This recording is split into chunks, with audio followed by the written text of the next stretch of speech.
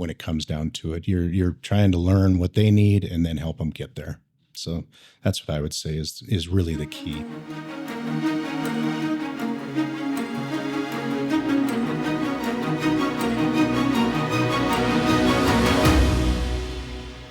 Welcome to Shaping the Basin. I'm here with Rob Sims from Basin Mediactive. Thanks for being here. Oh, you bet. How's it feel to be on that side of the microphone? It's weird, I got to say. I know. It's I'm so used to being the one asking questions. I might actually end up asking you questions. I might answer, but you're right. I mean, usually I see you like over at Lithia, and we're usually talking about one of our events. So thanks for letting us reverse these roles. Yeah. How long have you been with Basin Mediactive? Basin Mediactive was actually formed in 2011, but I moved to Klamath in 1994. So I've been with KLAD since 1994. And so quite a few years. I went up at 31, almost 32 years. Oh, yeah. Thanks for reminding me how long I've been out of high school. What brought you to Klamath? I had my mom and my stepdad lived here, and we came out for a vacation, and I'd never seen an ocean. That was the first thing. So we went to Brookings, and it was a beautiful week, and the weather was perfect, and it was like, we need to move to Oregon. We were going to move to Medford was my plan. I wanted to live in Medford, and all of a sudden this job opened up at KLAD, and that's how I ended up here. Has pretty much your entire career been in radio?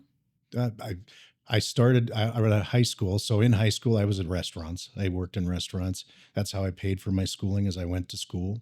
And then first job, I was in 1987. And ever since then, I've been in radio. Okay. What does schooling for radio look like? You know, so it was a combination, TV and radio. So I had to do half the day as TV, half the day as radio. The TV side was really boring when it came down to it, and radio was exciting. You're in there playing music and having a good time, and it's, as you said, what do we do? You go to class, you learn what you should do, and then you go into a studio and you do it, and then it's just a cycle. You would take what you recorded, bring it to class, you'd listen to it, and everybody got to listen to everybody's critiques, and then that's kind of it. Yeah. I think I'm guilty of always just thinking radio are the people on air, but you do a lot more than that. What is your role? Yeah, it's so my on-air shift is 6 to 10 on KLAD. But as the general manager of the radio stations, we have 6 different radio stations. I run them all. So I'm the general manager. So we have a sales staff and we have an on-air staff. Scott Allen is our sales manager. So he really heads up the sales side of things. So I'm more on the programming side of things. That's my background, is the programming side. Yeah. What have you always been on air wherever you were? Yes. Yeah. Tell me a story about, do you have a cool story? As far as being on air? Yeah, tell me. I feel like you've probably met people or talked to people or had funny experiences. I've had a lot of different things when it comes down to it. One that really is, it's kind of a bummer, is when I was working in Fargo, North Dakota, we had a big concert. Garth was coming to town. He was going to put on 3 shows. So they had this deal where you had to get wristbands and get in line. And if your wristband came up, the color, you got to go buy tickets. So the whole process went through. And I was actually on the radio at the time on a Saturday. And they sold out in about 20 minutes, 3 shows. So it was like 60,000 tickets sold out just like that. About 20 minutes after my show got over, I had left. I was on my way home and I'm listening to our radio station, and Garth Brooks called the radio station and talked to the DJ to say, I'm going to do 2 more shows. Oh. So if he'd have just called, a half hour, an hour beforehand, whatever it was, I would have got to talk to Garth Brooks. So that's kind of the downside, but it was, that was probably it. The one thing that's really fun about radio is that every day is different. So you don't, even though you're playing music but you're talking about everything and all kinds of different things all the time. What have been some of the big changes since 87 to now in radio? So in 1987, my first job, and I was at one of the kind of the leading edge radio stations, we used carts, which are like 8-track. Remember from back in the day? Each cart had a song on it or a commercial on it or whatever it happened to be. So we'd have all the walls throughout the studio covered in carts that would have different songs on them. So it'd be like 1,000, 1,500 carts.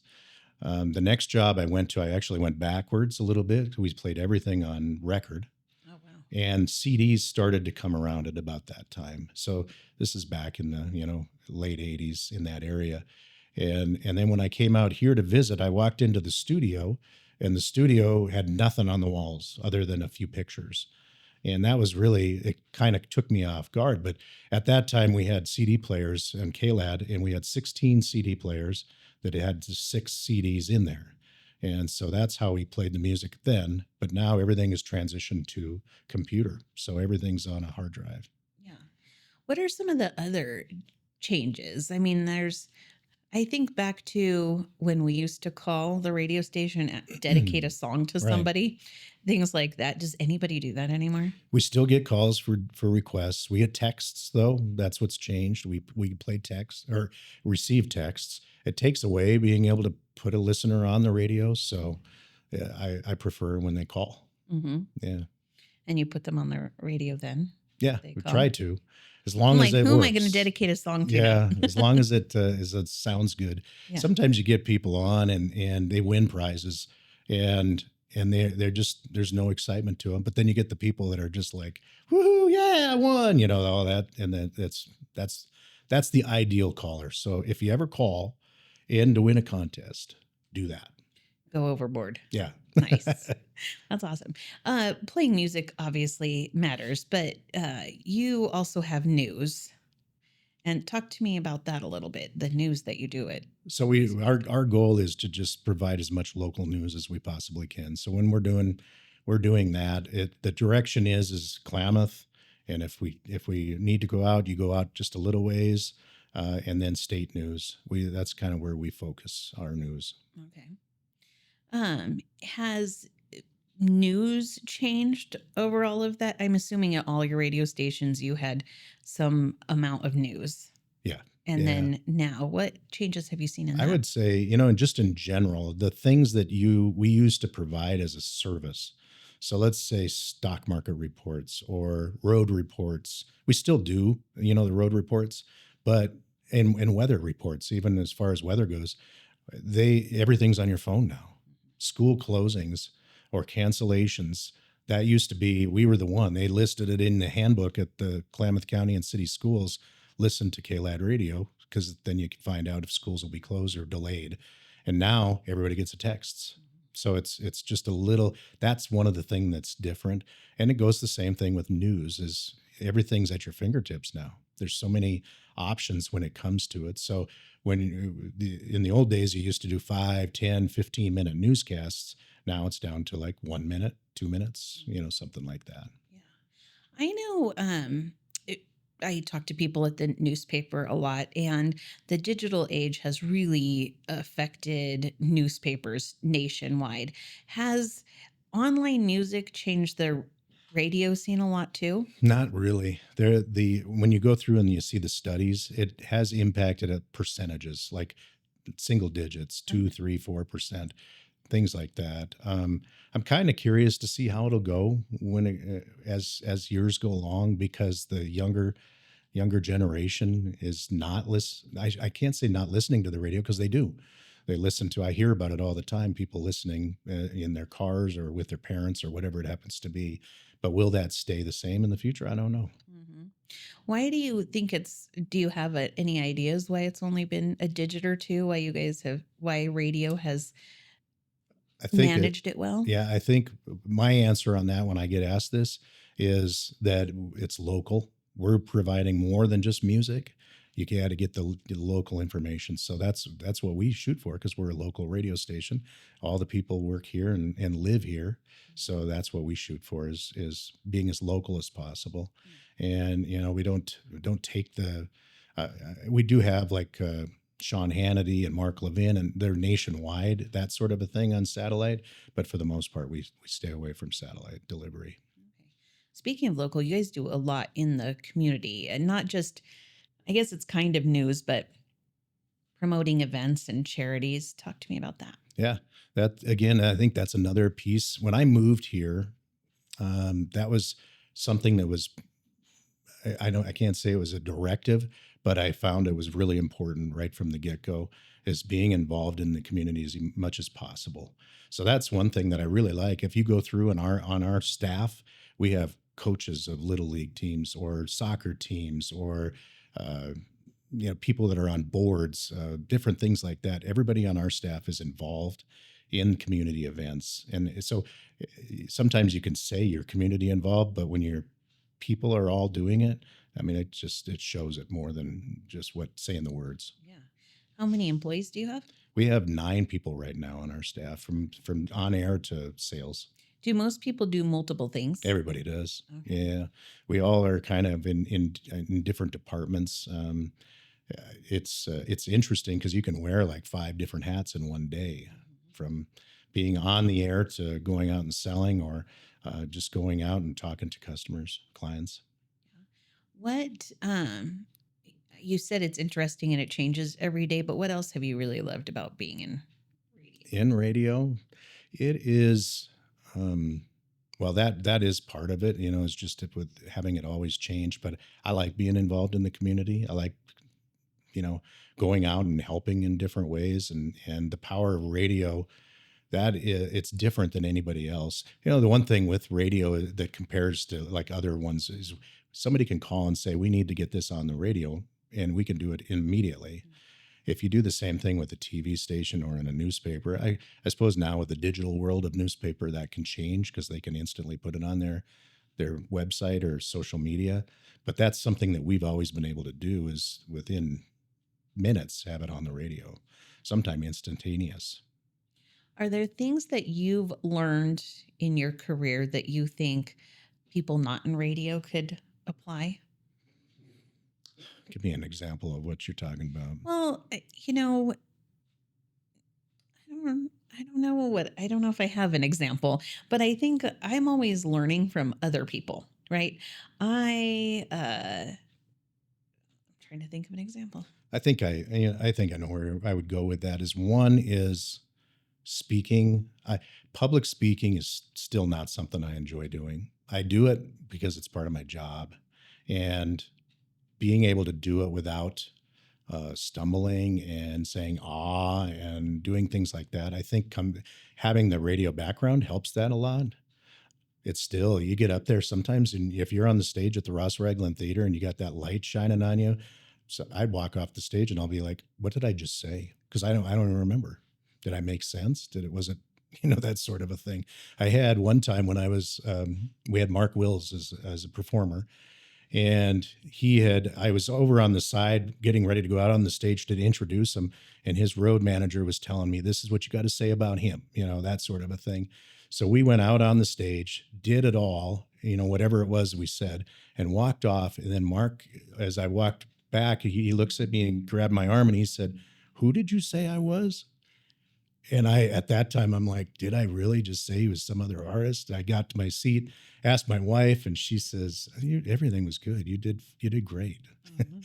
But yeah, it's like it's a blur. I mean, you've been on the stage, Oh, so you know what I'm talking yeah. about.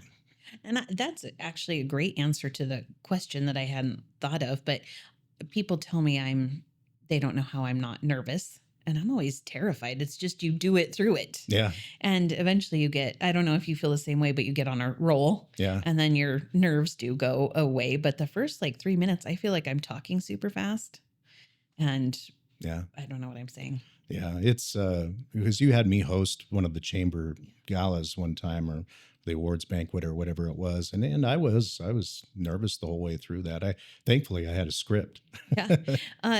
Actually, it's kind of funny that you mentioned that because the only time I've had a host or a co-host at the gala, every time it's been a Basin Oh, Mediactive really? person. It's the only time I've ever done it. I had you, Scott Allen did one with me, and then do you remember Christy Christy, I that do. worked for you? She Yeah. did 1 year Okay. with me.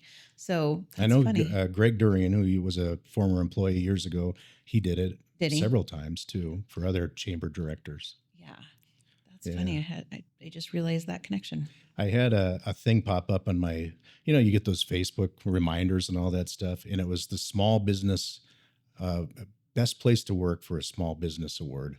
that just popped up, and it was me holding the trophy. It was just the trophy, and that was another time I was on the stage, and that one I didn't know I was going to be on the stage, so it was a little terrifying. It's easy to get lost. Don't know which path to take, what to post. In the social media jungle, video is king. Your kids are obsessed, your customers are addicted, we're all hooked, and social media sites prioritize videos. So when you're ready to stand out from the crowd, reach out to 40 Deuce Films. Feeling over everything. I'm not thought about you winning that award, but Basin Mediactive did win Best Place to Yeah, Work. one of our employees, I don't know who it was, but somebody nominated it. I think it was a couple of Was them, it? actually. Yeah. Okay. But talk to me about being an employer. What do you think made you win that? I feel like I would like to say it's because I'm a great boss. And I don't know. I think that it's just because I think we do have a pretty great place. Yeah, everybody always says we're like a family, like that sort of a thing in businesses, and I think we truly are. We're a small group. Everybody works close together. We have a smaller office, and there's flexibility with our business, with our job, so people aren't locked into an 8 to 5 or a 9 to 5 job, whatever it happens to be. It's because I go in at like 5 in the morning, and so I'm out of there at 2 o'clock in the afternoon. And Melissa's on the same schedule as I am, that kind of a deal. So it just kind of works, and I think that's probably what got the nomination. Yeah.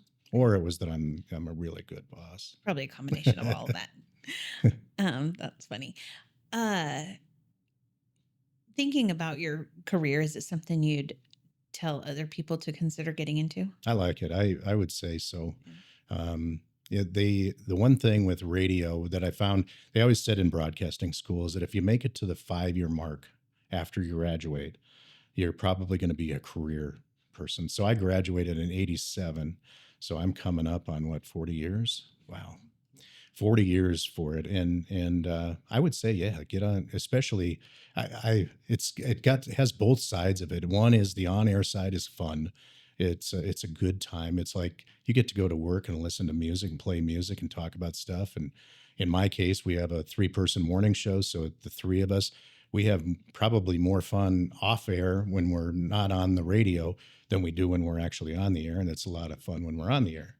And then on the sales side, you're helping businesses grow, succeed, and that's so rewarding. I sell too, so I get to have that feeling when somebody is doing really well with their advertising and it works out. So I would say yes. Yeah, definitely. And we are looking for people. Oh, I did see that. Did you is a college degree required? No. Or no? No, so I went to trade school. I kind of feel like the trade school actually got me my first job. Mhm. And the people that are on the radio with us right now, so Scott Hoffman, who does the morning show on Big 98.5, he was going to Oregon Tech, and he started working for us part-time and then transitioned into a full-time job. His degree was in communications, but it really wasn't what got him. It was just he came in and started working for us. Where Melissa, I think hers is in communications as well, but her personality just was what got her the job. And I'd known her for years, met her through softball because that's what she did, and thought she would be a good person, to try on this. And it's worked out great. She's almost like 8, 9 years with us, something like that. Jay has been in radio. He was in Vegas. He's been in Chico. I mean, it's been all over the place.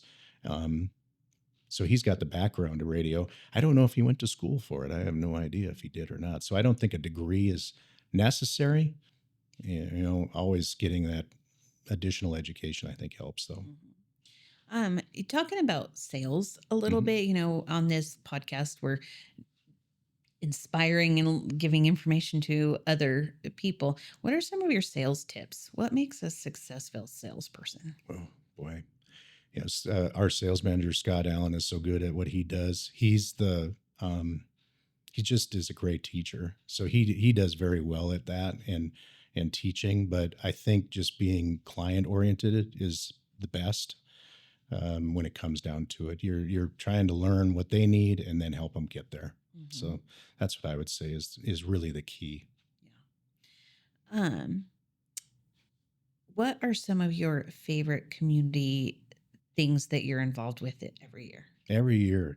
So the this year, or and I guess it was last year, was the food banks supermarket Saturday. So this was an event. When I first moved here, we were over at the Safeway, which is now I think called Dollar General or Dollar Store or something like that, whatever that one is over there by the old Radio Shack. And we would do raise like 2,000 pounds of food in the day, the whole day, for the whole day. And over time, we started switching it and doing a 1 ton sponsorship. We went up in a cherry picker and go 60 feet, 80 feet, 100 feet in the air. And for every ton of food, come down a foot. So we raised a lot of money for the food bank through, people sponsoring us to do that. This year, or the last one that was it was in November. It had, well, they raised over $90,000 in cash, which we came through 1 ton sponsors at $500 a pop. So you can, 180 tons of food. That's incredible. Yeah. So that was one. That's a real fun one. We've just been involved in a lot of different ones. Years ago, we had there was a 3-on-3 basketball tournament that happened down at Veterans Park. That was something Michael Nunez, who was a Henley grad and an Oregon Tech grad, who had put together, and that was a fun one. There's been so many different ones that I don't know which one I would say is my favorite. Yeah. Is there an event that's not done anymore that you miss? That I miss. Well, I missed that one because that one was pretty cool. I like the basketball one. I'm a basketball fan, so anything like that. I wish that the gems, Klamath Falls Gems, were back, or there was something similar to that. We have the Falcons, but that next level up of baseball would be pretty cool. And I know that's not an event, but it kind of is in a way. I can't think of anything else that jumps out at me. I'm sure after I leave, I will. Yeah. What you mentioned that almost all of your employees are involved in something. Mhm. What are some of the things you personally are involved in? Right now, well, so over the years, I was thinking about this because I thought you were going to ask me this. I was on the YMCA board. I was on the Salvation Army board. I was on the United Way board. I was part of the food bank for years, probably 15 years. I was on the board there.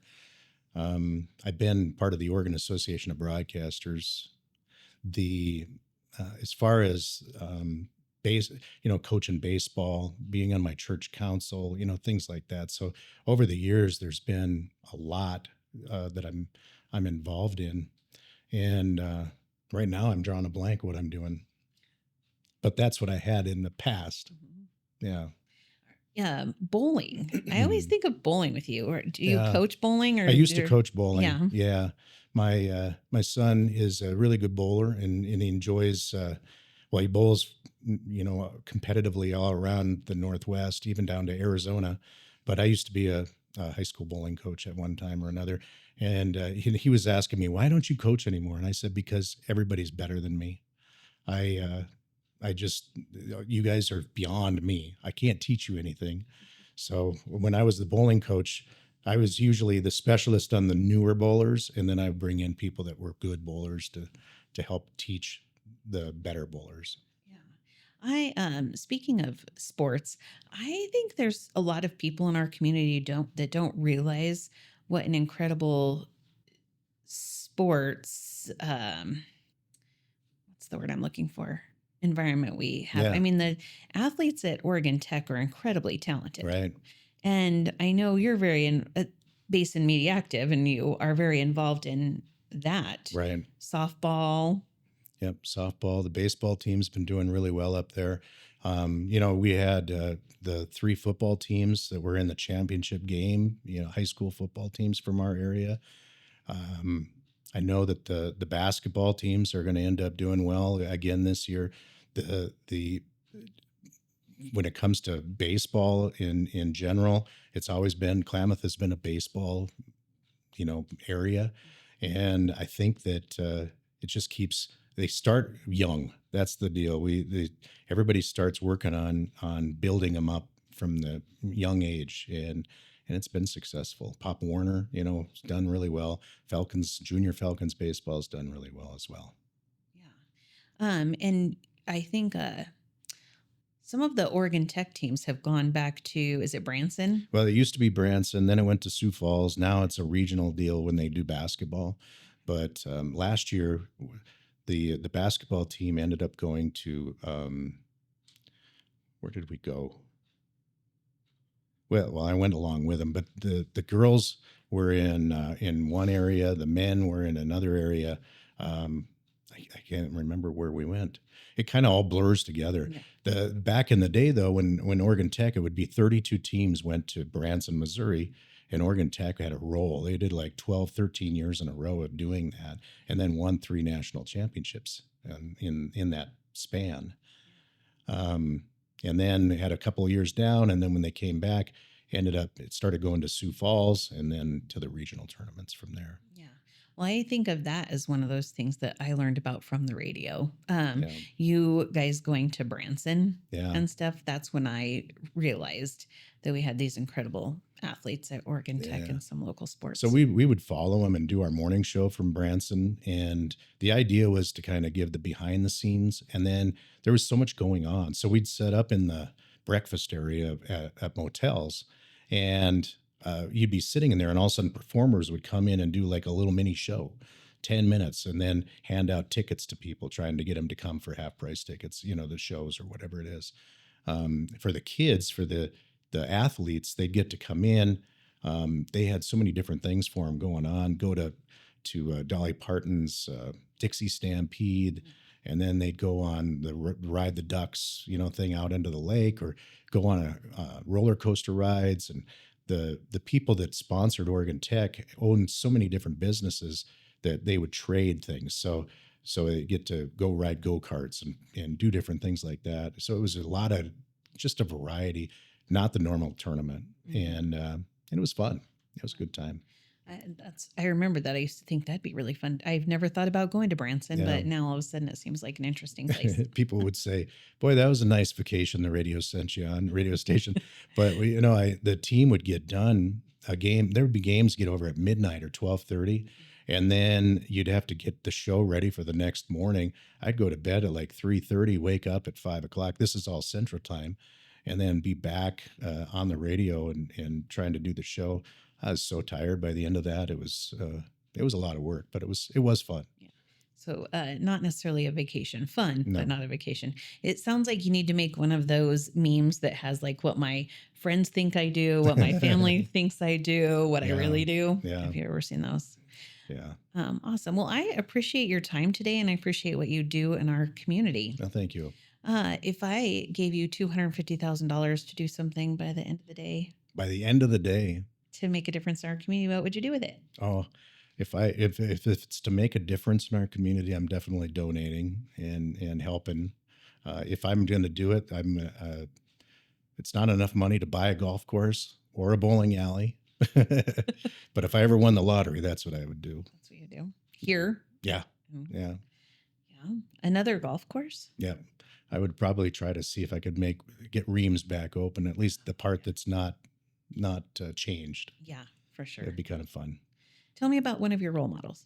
One of my role models, I would say, my stepdad, who passed away like 14 years ago, he was somebody I could bounce stuff off, and be able to get good information.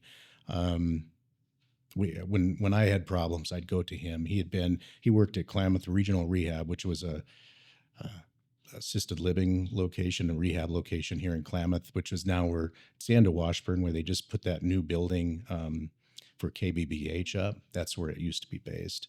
And he had years and years of experience. And I'd say he was one person that I would go to for advice. Describe your perfect Klamath day. Perfect Klamath day is getting up and heading to the golf course and playing golf as long as I could through the day. It's getting harder as the years go along to do that, but that would be awesome. Awesome. I have one other question. I don't know if you'll answer it, but is there a song that plays on the radio that if you never heard it again, If I you'd never be heard it okay again, with that? oh Is there boy, something you hate when it comes up and you have to play it? I don't have one that at this time we're not playing anything that I don't like at this point. But there was at one point, "Achy Breaky Heart" was not one I like to hear.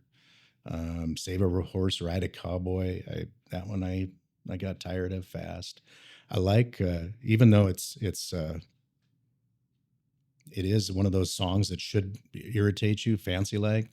I like that one too, even though it's the whole Applebee's and Oreo milkshake, yeah, that sort of thing. But no, I don't have anything I wouldn't want to listen to. Is there a song that you love that would surprise me? Hmm. A song I love that you would, I don't know if it would surprise you or not, but I really like Jelly Roll. So almost any song that Jelly Roll puts out, I'm a big Jelly Roll fan. Well, I appreciate your time today. Thank you for You coming in. betcha. Thank you. Yeah, and thank you to our producer, 40 Deuce Films.